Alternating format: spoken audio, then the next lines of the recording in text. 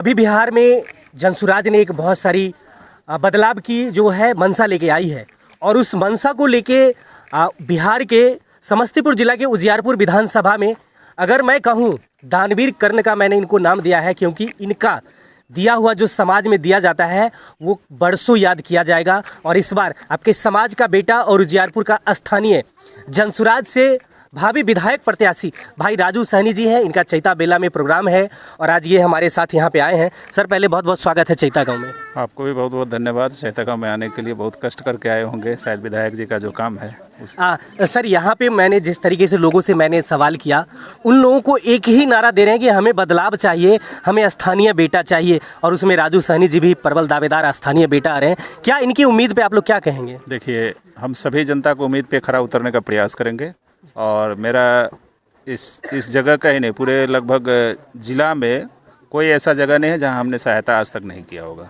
अच्छा, प्रशांत किशोर के साथ जुड़े, क्या उनकी विशेषता है जो इन लोगों को आज बताने के लिए आए? देखिए, सबसे बड़ी मुद्दा है, जैसे कि आप जानते भी कि हम भी उसी मुद्दे पे काम कर रहे हैं जिस मुद्दे पे प्रशांत किशोर जी काम कर रहे हैं।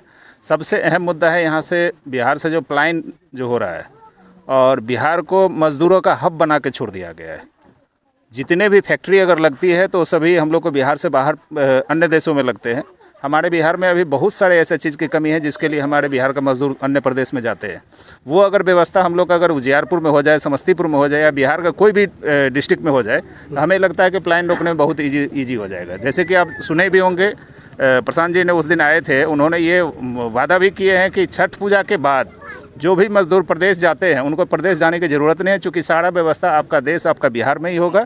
और ऐसा व्यवस्था होने जा रहा है कि उजियारपुर क्षेत्र में भी इंडस्ट्री लगेगा और समस्तीपुर जिला में, यानी हर जिले में इंडस्ट्री का आयोजन होगा। और मजदूरों को पलायन रोकने के लिए बहुत सारा ऐसा सिस्टम किया गया है जिस पे अभी काम सरकार बनती है तो उस पर काम तत्क्षण आरंभ हो जाएगा। अच्छा, एक कहावत है कि बेटियां अपने ससुराल को जाती है घर छोड़ के, लेकिन हमारे बिहार में बेटा भी हमारा घर छोड़ के ससुराल की तरफ जाता है, बिहार से अलग पलायन करके। उनको किस तरीके से बिहार में काम आप दीजिए? देखिए, हम सबसे एक चीज़ बताने का कोशिश करूँगा। मैं भी प्रदेश रहता था और आप उस चीज़ को गौर कीजिएगा कि हमें लगता है बिहार में 80% लोग अन्य प्रदेश में जाकर मजदूरी करते हैं। क्योंकि जब आप जाइएगा ट्रेन में तो पहला नंबर तो ऐसा यहाँ अभाव है हमारे बिहार में, बड़ी मुश्किल से टिकट का पैसा किसी से पहचान लेना होता है या किसी से कर्जा लेके हम लोग यहाँ से निकलते हैं। जब जाते हैं तो जनरल टिकट कटा के, जनरल टिकट में आपको सीट तो बड़ी मुश्किल से मिलेगा, अगर मिल गया तो आपका भाग्य नसीब साथ दिया तभी, अन्यथा आपको बाथरूम में खड़ा होकर बाथरूम में बैठ के भी जाना पड़ता है। जब यहाँ से जाएंगे अन्य प्रदेश में, क्या पता आपको संजोग से अगर काम मिल गया तो ठीक है, नहीं तो हो सकता है 1-2 दिन 5 दिन 10 दिन आपको इंतजार भी करना पड़ेगा, बैठ के खाना पड़ेगा। तो वो खुराकी भी आपका सर पे चल रहा है, घर का भाड़ा चल रहा है, प्लस यहाँ हम लोग जिस गांव से निकलते हैं गांव का भी प्रेशर अलग रहता है कि हम पैसा कुछ कमाएंगे तो हमारे ऊपर जो कर्ज है उसको सधाने का प्रयास करेंगे या हमारे परिवार को अच्छा से स्कूल में बच्चे को पढ़ाने का प्रयास करेंगे। मतलब अनेकों तरह का टेंशन जो कमाऊ व्यक्ति यहाँ से निकलते हैं उनके सर पे रहता है। वही व्यवस्था अगर हमारे बिहार में हो जाए तो हमें 50% टेंशन तो कम हो जाएगा। जी। वो ट्रेन में धक्का खाना है या काम ढूंढने के लिए जाना है, किसी का मदद लेना, वो सारा चीज़ हम लोग का यहाँ खत्म हो जाएगा। तो हम इस मुद्दे पे स्टार्टिंग से भी चल रहे थे और संजोग ऐसा हुआ कि प्रशांत जी का जो मोटिव था, ये मोटिव और हमारा मोटिव और प्रशांत जी का मोटिव दोनों सेम मिला, इसलिए हमने प्रशांत जी के साथ आए हैं। मेरा प्रयास रहेगा कि हद तक, जैसे अभी 2001 से लेकर अभी तक हम जितना प्रयास किया है, शायद अगर नेता लोग कुछ प्रयास कर दिया होता तो हमें नहीं लगता है कि बिहार में मजदूरी करने बाहर देश जाने का कोई विकल्प भी बचता। तो हमारा मोटिव वही रहेगा, सबसे पहले रोजगार पे व्यवस्था, सेकंड रहेगा जो भी रास्ता आप देखते होंगे कोई रास्ता में नाला का व्यवस्था नहीं है। अगर नाला रहता तो रास्ता भी आपको कंटिन्यू चलता, चूँकि जल जमाव जो होता है किसी का घर के दरवाजे पे होता है या तो रोड पे होता है। जी। नाला अगर रहेगा तो पानी तो निकल जाएगा, फिर तो जल जमाव का समस्या नहीं रहेगा और रास्ता भी सही रहेगा। नाला से बहुत ऐसा चीज़ है जो आपको गंदगी से दूर रखेंगे। तीसरा मोटिव है जो आप गौर कीजिएगा, प्रखंड मुख्यालय हो चाहे जो भी स्वास्थ्य केंद्र होता है उसमें एम्बुलेंस का व्यवस्था बहुत कम देखी जाती है। जी। जिसका वजह से कोई डिलीवरी पेशेंट हो या कोई तत्काल कोई इमरजेंसी हो जाता है, किसी को मान लीजिए तबीयत खराब हो गया, अब उसको जाने के लिए जब तक एम्बुलेंस आएंगे जब तक कुछ भी हो सकता है। बहुत ऐसा हुआ है कि मैं भी देखा हूँ कि आदमी एम्बुलेंस कारण जो मर चुका है, उनके लिए बहुत बार हम लोग आवाज़ उठाए लेकिन कोई सुनने का तैयार नहीं है। आप एक चीज़ समझिए, अगर एम्बुलेंस आया फिर यहाँ से गया उजियारपुर अस्पताल, उजियारपुर से सीधा सदर अस्पताल ट्रांसफ़र कर दिया जाता है। जी। सदर अस्पताल से सीधा भेज देगा PMCH। इनको जाने आने करते करते पेशेंट को ट्रेवलिंग में ही आधा उनको मर जाते हैं। तो इस चीज़ को ख़त्म करने के लिए यदि सरकार के पास सारी व्यवस्था है, तो क्यों नहीं ग्रामीण एरिया में व्यवस्था कर दिया जाए। जी जी। तो ये सब चीज़ करने के लिए कोई भी तैयार नहीं रहते हैं। आप इस चीज़ को समझिए, अगर स्वास्थ्य व्यवस्था अच्छा होता है तो कोई भी नेता मिनिस्टर का बच्चा लोग कभी देखे सरकारी अस्पताल में इलाज कराते हुए? कभी नहीं, कभी नहीं। तो ये सब चीज़ को दूर करने के लिए इन लोग का काम क्या है, सरकारी अस्पताल को टेम्प्रोरी के हिसाब से रख देना है और प्राइवेट हॉस्पिटल के ऊपर मतलब विशेष ध्यान देते हैं, चूँकि जबकि होना चाहिए सरकारी में विशेष ध्यान देना है, जो वहाँ गरीबों का संख्या ज़्यादा होता है तो उस पर काम कोई नहीं करते हैं। प्राइवेट इसलिए दिया जाता है कि उनको फायदा है उसमें।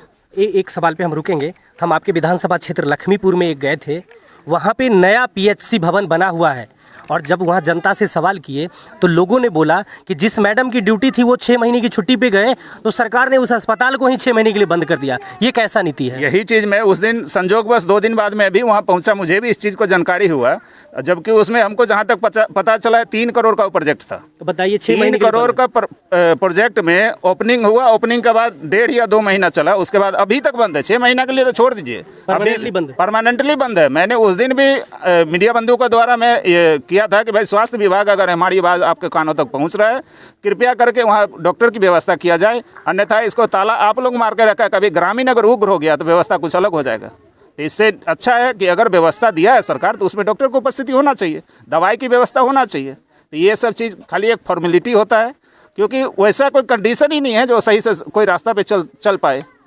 आप शिक्षा की व्यवस्था में देख लीजिए, जितने सरकारी स्कूल है, नीतीश जी बोल रहे हैं हम सारा व्यवस्था फुल करके रखें। अगर सारा व्यवस्था सही है, पढ़ाई अगर सही है, तो उसमें नेता लोगों का बच्चा क्यों नहीं पढ़ते हैं? क्या कारण है? उनको क्यों प्राइवेट स्कूल में विदेश क्यों भेजा जाता है? तो ये सब चीज़ पे काम अति महत्वपूर्ण है।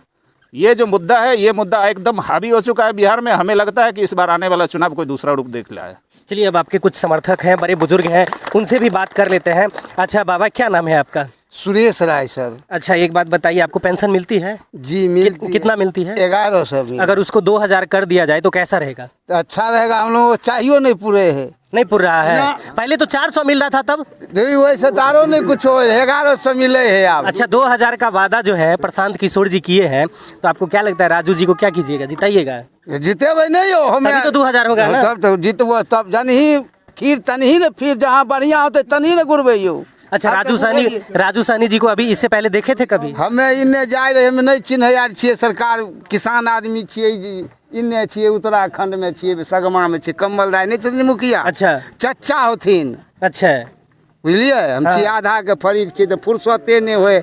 आई ओहो 100 रुपया खर्चा के लिए तो अनगार तक के गेलिए, नहीं अथी नहीं रहे आए। हाँ। रोड जाम। हाँ। तो 4 गो लिट्टी आ जब 4-5 गिलास जे है नहीं है पीली हन, तो सब वह खेने छिए, नहेली हन आ तखन से बौआइते छी। आ 125 रुपया खर्चा 150 हो गेले हन, बुझियो। चलिए, तो बदलाव चाहते हैं यार के नहीं तो देलकै है, देते पैसा तब न देबै। हाँ, तो वादा हुआ है तो देंगे ही। चलिए, हाँ सर, क्या चाहते हैं? देखिए, यहाँ तो जनता, उजियारपुर की जो जनता है वो जो है से बाहरी को वोट देते देते इस बार उब चुकी है। अच्छा। हमको जो लग रहा है, अच्छा, लगभग हम अपनी बात को आपको मैं दोहरा रहा हूँ जी। जो एक राजद के लिए मैं जनता के बीच में वोट मांगा करता था 15 साल से। अच्छा, लेकिन वो एसी से वो बाहर नहीं आते हैं। अच्छा, तो इस बार हमको जो लग रहा है, हाँ, जो उजियारपुर का मतदाता महुआ और हाजीपुर नहीं जाएगी। अच्छा, इसलिए स्थानीय जो हमारे उजियारपुर के बेटा हैं, नेता नहीं बेटा हैं, हमको लग रहा है जो लोग इन पर विश्वास जता रहा है और उम्मीद भी है जो शायद इन्हीं को वोट जैसे देने के लिए लोग, हम जब आए हैं यहाँ मतदाता से जो बात किए हैं तो ये बात सामने छन के आया है जो हम लोग इस बार बाहरी को भगा देंगे, हमको स्थानीय जो है हम उसी को वोट देंगे। आप देख सकते हैं उजियारपुर का तमाम जनता जो है अपने विधायक से तरस आ चुके हैं और उनका एक ही नारा है कि हमारा बेटा सिर्फ और सिर्फ स्थानीय हो और स्थानीय हमारी बातों को सुनेंगे और विधानसभा में उठाएंगे ताकि उजियारपुर जो गिरवी पड़ी हुई है शायद वो गिरवी छूट सके। बाकी इस वीडियो से आपको क्या लगता है कि उजियारपुर गिरवी से छूटना चाहिए, तो कमेंट सेक्शन में प्रतिक्रिया जरूर दीजिएगा। मिलेंगे और भी वीडियो में, तब तक के लिए बहुत बहुत शुक्रिया।